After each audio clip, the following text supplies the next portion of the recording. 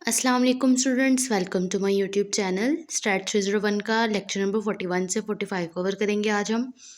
और final term की preparation हमारी हो जाएगी कंप्लीट।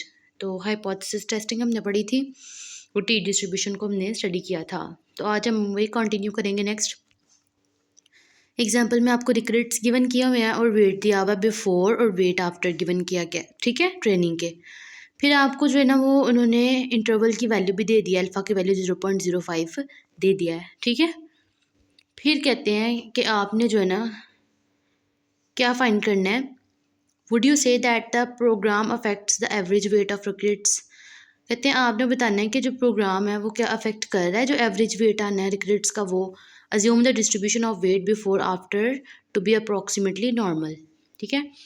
तो सबसे पहले देखें कि हमने क्या चेक करनी होती है हाइपोथेसिस में। एच नॉट, नल हाइपोथेसिस को चेक करना होता है ना। तो देखिए एच नॉट हमारे पास किसके इक्वल आ रहा है, म्यू डी के। एच नॉट जो है वो म्यू डी के इक्वल हो, और अगर वो इक्वल है ज़ीरो के तो वो आपके पास नल हाइपोथेसिस होती है।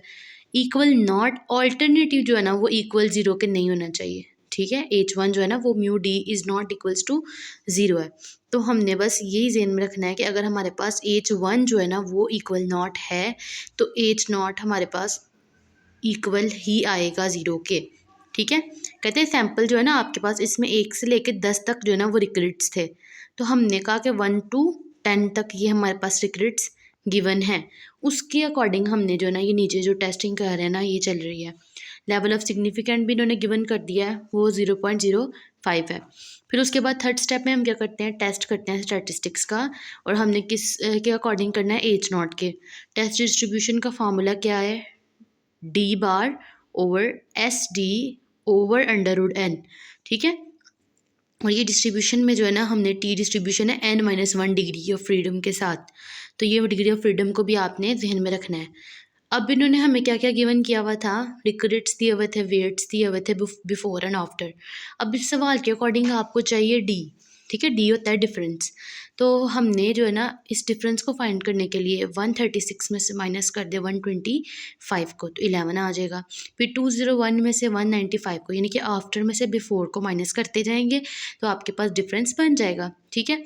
फिर आपके पास जो है ना डिफरेंस का आपने ले लेना है स्क्वायर, ठीक है। जब आप डिफरेंस का स्क्वायर ले लेंगे ना तो 11 का स्क्वायर 121, 6 का स्क्वायर 36। तो इनका टोटल जो है ना वो आपके पास 673 आएगा, जबकि हाली जो डिफरेंस है ना डी वो आपके पास आएगा 6, ठीक है। अब आपने डी बार फाइंड करना है, यानी कि आपने मीन फाइंड करना है डी का। तो सम ऑफ डी को डिवाइड कर देना एन पे। तो जब आपने इस डी का सम फाइंड करना है, सम आपके पास जो आएगा वो है 47 डी का, ठीक है।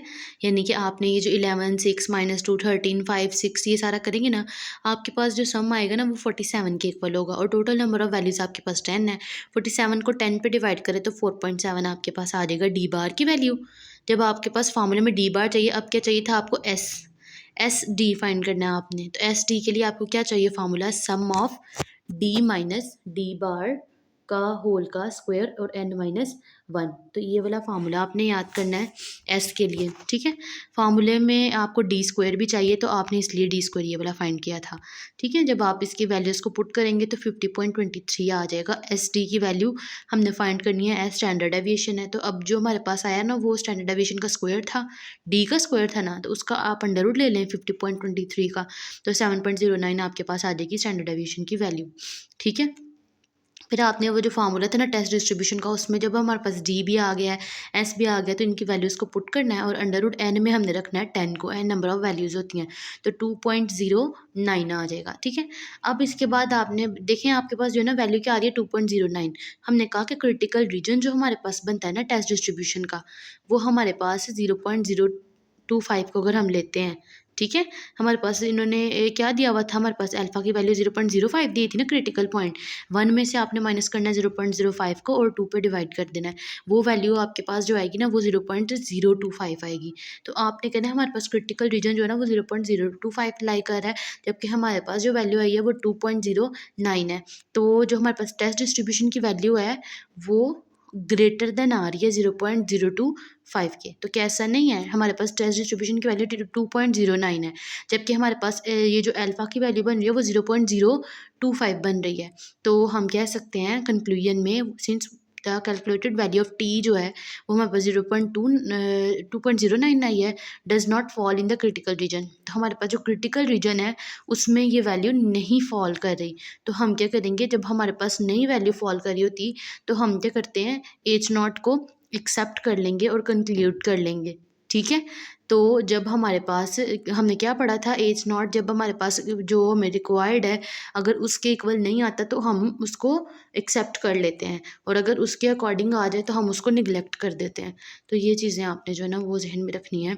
नेक्स्ट फिर आपके पास इसी की जो है ना हाइपोथेसिस टेस्टिंग की जो है ना वो बताई हुई हैं, कंडीशंस बताई हुई हैं कि μ1 जो है ना वो μ2 के इक्वल होना चाहिए एच नॉट में, और जो आपके पास एच ए है ना उसमें μ1 इज़ नॉट इक्वल्स टू μ2।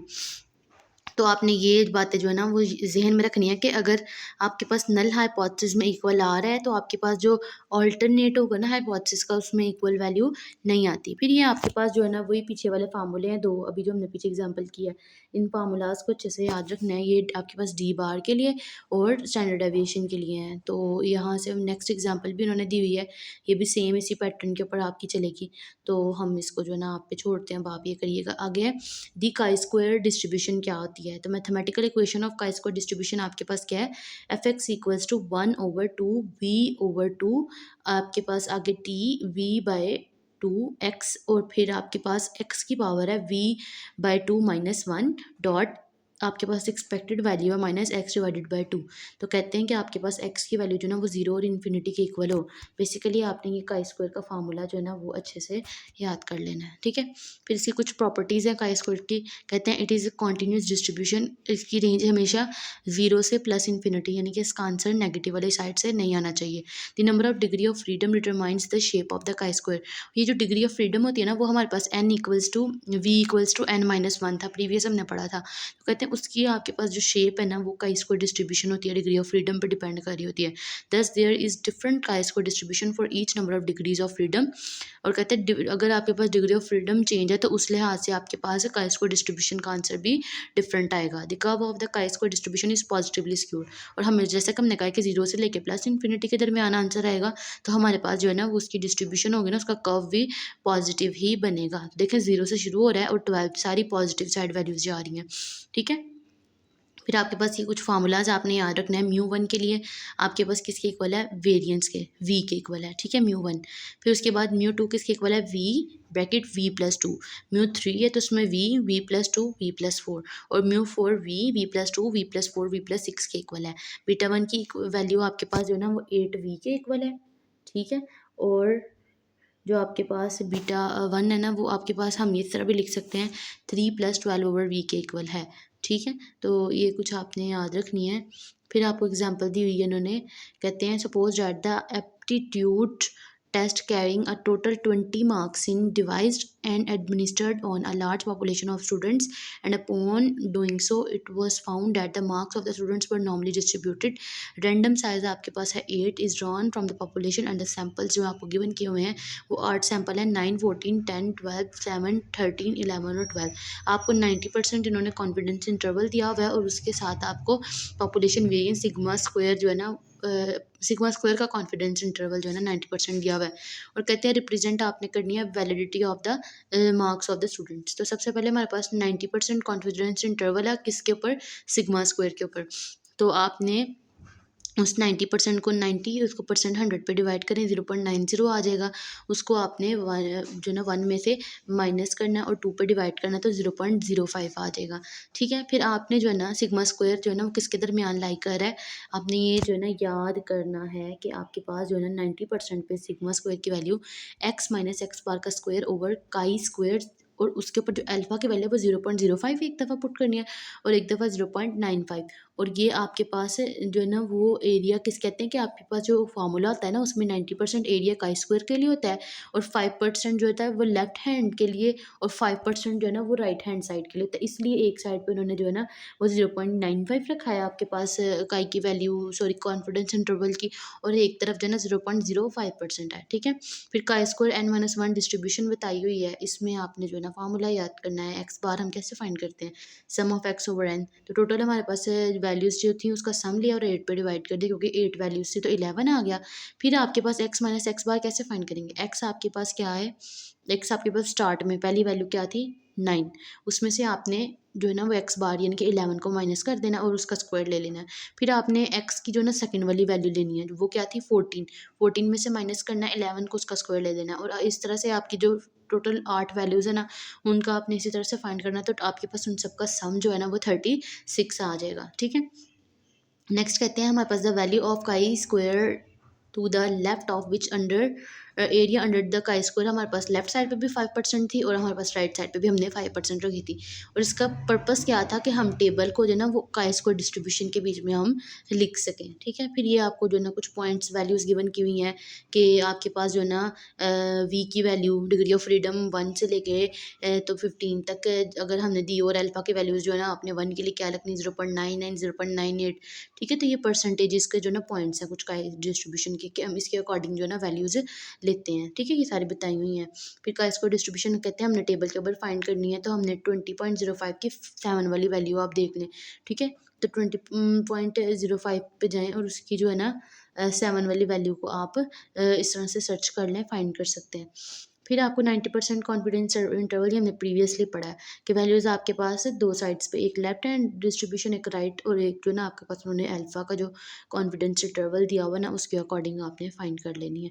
ठीक है, फिर नेक्स्ट कुछ फार्मूलाज आ जाते हैं वेरिएंस का और वेरिएंस स्क्वायर के स्टैटिस्टिक्स के, कि सम एक्स माइनस एक्स बार का स्क्वायर और नीचे सिग्मा स्क्वायर आ रहा है, तो हम ऊपर वाली जो वैल्यू है ना एक्स माइनस एक्स बार का स्क्वायर, उसको हम एन एस स्क्वायर के इक्वल कह सकते हैं। एन जो है ना एन आपके पास इक्वल आ जाएगा n-1 के एस स्क्वायर के, और नीचे हमारे पास सिग्मा स्क्वायर आ गया, यानी कि हम एक्स माइनस एक्स बार का होल स्क्वायर और सिग्मा स्क्वायर को लिख सकते हैं कि हमारे पास n-1 S square over sigma square के इक्वल है। फिर आपके पास एग्जांपल दी हुई है का स्क्वायर के साथ, पीछे मैंने आपको समझा दिया, सेम पैटर्न पे आपने कर लेनी है। लेक्चर नंबर आपके पास जो है ना वो 42 है, उसमें आप एफ डिस्ट्रीब्यूशन को देखेंगे। एफ डिस्ट्रीब्यूशन में आपके पास क्या होता है, बेसिकली ये ना आपके पास बिल्कुल सेम है। ऐसा कुछ जो है ना इसमें डिफरेंट नहीं है। फाइंड आपने इनमें हाइपोथेसिस ही करनी है। हाइपोथेसिस में सिग्मा की वैल्यू उन्होंने 15.2 दे दिया ना, और अगर आप उसमें इक्वल आ रही है 15.2 के, तो आपके पास अल्टरनेट में हाइपोथेसिस में जो है ना वो सिग्मा स्क्वायर की वैल्यू लेस देन है 15.2 के। तो आपने जो है ना इनको रखना है अपनी हाइपोथेसिस की वैल्यूज़, और फिर आपने कॉन्फिडेंस इंटरवल जो गिवन किया हुआ है टेस्ट स्टैटिस्टिक्स लगाएं सेम पैटर्न के ऊपर जैसे हम करें, कंक्लूजन फाइंड करके इनको वैल्यूज़ जो है ना वो बता देनी है। ठीक है, फिर आप डिस्ट्रीब्यूशन का फार्मूला है, इस फार्मूले को आपने अच्छे से याद कर लेना है और इस फार्मूले के अकॉर्डिंग क्वेश्चन जो आएगा ना उसको सॉल्व कर लेना है। ये चीज़ इन्होंने बताई हुई है। फिर ये आपके पास जो है डिस्ट्रीब्यूशन का फार्मूला है, V2 अगर ग्रेटर देन हो हमारे पास 2 से, तो आप फार्मूला लगाते हो V square divided by V square minus 2। ठीक है, और सिग्मा स्क्वायर के लिए आपके पास ये वाला फार्मूला होगा। इन चीज़ों को आपने ज़हन में रखना है। नीचे एफ डिस्ट्रीब्यूशन अगर आपके पास जो ना V1 ग्रेटर देन 2 और V2 भी ग्रेटर देन 2 के, तो ये आपके पास यूनी मॉडल हो जाएगा, और उसके लिए आपके पास जो है ना वो फार्मूला है we square V1 minus 2 V1 V2 plus 2। तो ये कहते हैं कि ये हमेशा इसका आंसर जो भी आएगा ना वो आपके पास 1 से लेस देन होना चाहिए। ठीक है, तो इस तरह से ये आपने जो है ना इनको देख लेना है। मैं आपको सिर्फ वो चीज़ें बता रही हूँ जो पेपर में आ सकती हैं।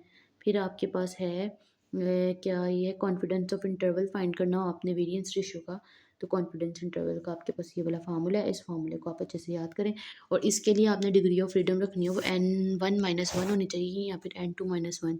ठीक है, बस ये बता रहे हैं।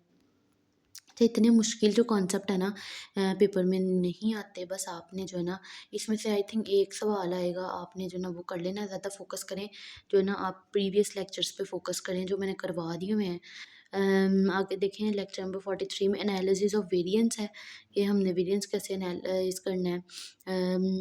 इसका सेकंड नाम हमारे पास अनोवा भी है और कहते हैं इसमें हमारे पास एज नॉट की वैल्यू जो है ना वो म्यू 1 के इक्वल आएगी, म्यू 2 या फिर सो ऑन म्यू के इक्वल होती है। और एज ने आपके पास अल्टरनेटिव जो है ना वो not all means are equal. अगर एक में इक्वल है ना तो फिर दूसरे में कंडीशन डेफिनेटली नॉट इक्वल की लगती है, बस ये बताया हुआ है। पीछे सारा जो है ना इसके रिलेटेड हम कॉन्सेप्ट पढ़ चुके हैं। सो बस ये चीज़ें कुछ देख लें। एमएस ट्रीटमेंट एमएस देख लें, इसमें जो है ना फ्रिक्वेंसी डिस्ट्रीब्यूशन का फार्मूला क्या है, M S treatment over M S error. तो आपने ट्रीटमेंट को अबव रखना है और जो उसमें से एरर आ रहा है ना उसको नीचे डिवाइड कर देना है। कहते हैं विच इफ़ एच नॉट अगर ट्रू है तो फिर आपके पास एफ डिस्ट्रीब्यूशन में V1 की वैल्यू जो है ना वो K-1 के इक्वल होगी। ठीक है, जो इन्होंने आपको एग्जांपल में गिवन की हुई है ना पॉइंट्स, आपने सिंपली वो पुट करने हैं। हमें 5 स्टेप है वो पता है। पहले आप हाइपोथेसिस फाइंड करते, equal not equal, level of significance find करें, फिर टेस्ट स्टैटिस्टिक्स एफ के अकॉर्डिंग लगाएं आप। ठीक है, फार्मूलाज का याद करें, कंप्यूटेशंस करें और फिर कंक्लूजन बता दें। ठीक है, ये बस इन्होंने यहाँ पे भी किया हुआ है और कुछ भी नहीं है। फिर एम एस ट्रीटमेंट का फार्मूला है, इसको याद रखें। S S treatment over K-1 और S S error over N-K, हमारे पास एरर का फार्मूला है। फिर ये कुछ फार्मूलाज हैं, इन फार्मूलाज को आपने देख लेना है, पेपर के लिहाज से आ सकते हैं। ठीक है, एक ये वाला फार्मूला, हाँ ये वाला फार्मूला आपके पास जो है ना वो आ जाता होता है। फाइंड कर दें, वैल्यूज़ गिवन कर देते हैं और कहते हैं कि आप हमें जो ना जो चीज़ मिसिंग है वो फाइंड करके बता दें। तो ऐसा जो है ना इनमें कुछ है नहीं है। फिर 44 वाले में आपके पास क्या है, कंप्लीट ब्लॉक डिज़ाइन है, लीस्ट सिग्निफिकेंट डिफरेंस बताना है और chi square test of good fits बतानी है। तो इसमें आपके पास क्वेश्चन गिवन किया हुआ है, ग्रुप में 1 से 5 तक वैल्यूज़ हैं और रेशंस गिवन कर दिए हैं, ए बी सी और डी की वैल्यूज़ गिवन कर दी हुई हैं। आपने क्या करना है, पहले वही टेस्टिंग करनी है। एच नॉट उसमें सारी वैल्यूज़ इक्वल हैं तो एज ऑल्टरनेटिव में इक्वल नहीं होंगी। फिर आपने क्या करना है कि एडिशन हमारे पास किस चीज़ की हुई है, एच डैश नॉट की और ए डैश ऑल्टरनेटिव की। तो सेम इसका जो है ना उसमें ऑल रेशंस की बात हो रही है और इसमें हम ब्लॉक मीन्स की बात कर रहे हैं कि हमारे पास जो ऑल ग्रुप्स हैं वो इक्वल नहीं है। ठीक है, फिर लेवल ऑफ सिग्निफिकेंस दिया हुआ है, एफ डिस्ट्रीब्यूशन का फार्मूला आपने अप्लाई करना है। ठीक है, और फिर इसमें ब्लॉक के जो है ना एडिशन हुई है, F distribution block over error आपने फाइंड करना है और जो है ना फिर आपने कंक्लूजन जो है ना कंप्यूटेशन फाइंड करके उनको बता देना है। ठीक है, इसमें आपके पास बीटा 1 और बीटा 2 स्क्वायर फाइंड करना है, इनका सम लें। ठीक है, और जो है ना जो इन्होंने कंडीशंस बोली हैं उसमें वैल्यूज पुट कर दें। बेसिकली ये इतने ख़ास नहीं है जो ना आप बस इसके फार्मूलाज वगैरह को देख लीजिएगा, इतना मुश्किल पेपर भी नहीं आता। L S T equals to T alpha over 2 V √2 MSE/R। तो आपके पास जो है ना ये मीन स्क्वायर है, MSE जो है मीन स्क्वायर ऑफ एरर होता है और इसका साइज़ जो है ना वो सैम्पल्स के इक्वल होता है। ये चीज़ें बस उन्होंने बताई हुई हैं मोटी मोटी, आप जो है ना इसको देख लें। और नेक्स्ट आपके पास क्या है, ये हमने जो ना पीछे बड़ा डिटेल से ये चीज़ समझी हुई है बायनॉमियल जो है ना डिस्ट्रीब्यूशन के लिहाज से। तो ये वही वाला आता होता है, ये वाला जो है ना वो इतना इम्पोर्टेंट उस लिहाज से नहीं है। तो लेक्चर नंबर 45 में आपने क्या करना है, इसमें बोला है आपको कई टेस्ट डिस्ट्रीब्यूशन का गुड फिट। प्रीवियस जो लेक्चर है ना आपने देखा उसी का जो है ना उन्होंने एक्सप्लेन किया हुआ है। आपने फ्रीक्वेंसी डिस्ट्रीब्यूशन फाइंड करनी है विद रिस्पेक्ट टू एक्स, उसका फार्मूला है E-2 और 2 की power x over x factorial. तो सिंपली फार्मूलाज को जहन में रखें कि हाइपोथेसिस टेस्टिंग के लिए प्रोसीजर में कौन सा फार्मूला इस्तेमाल हो रहा है और बेसिकली आपको उनके नाम और इनके फार्मूलाज अच्छे से आने चाहिए। अगर आपको इनके फार्मूलाज आते होंगे तो सब में स्टेप सेम है, बस जहाँ पे टेस्ट स्टैटिस्टिक करते हैं ना वहाँ पे फार्मूला चेंज हो जाता है और कुछ भी नहीं। Rational of the chi square of the goodness fit में हमें बताया हुआ है कि हमारे पास जो काई स्क्वायर होता है वो सम हमारे पास इक्वल आता है OI माइनस EI का स्क्वायर ओवर एक्सपेक्टेड वैल्यू। ठीक है, तो आपने ये चीज़ जो है ना इक्वल याद रखनी है और ऐसा इसमें कुछ भी नहीं है जो आपने जो है ना देखना है। ये टेस्ट डिस्ट्रीब्यूशन का फार्मूला आपने पीछे पढ़ा हुआ है, बस वही फार्मूला लगा हुआ है। तो ये था आपके जो है ना आज की वीडियो और इसमें इतने ख़ास कंसेप्ट नहीं थे क्योंकि ये जो है ना पेपर में लिखने के लिहाज से टाइम के अकॉर्डिंग पेपर मैनेज करना होता है आपने। तो आप जो है ना बस इनको एक दफ़ा देख लें, मोटा-मोटा गो थ्रू करें और हमारा लेक्चर कंप्लीट हो चुका है। मिलते हैं अपने नेक्स्ट जो है ना किसी सब्जेक्ट के साथ। तब तक के लिए अल्लाह हाफ़िज़।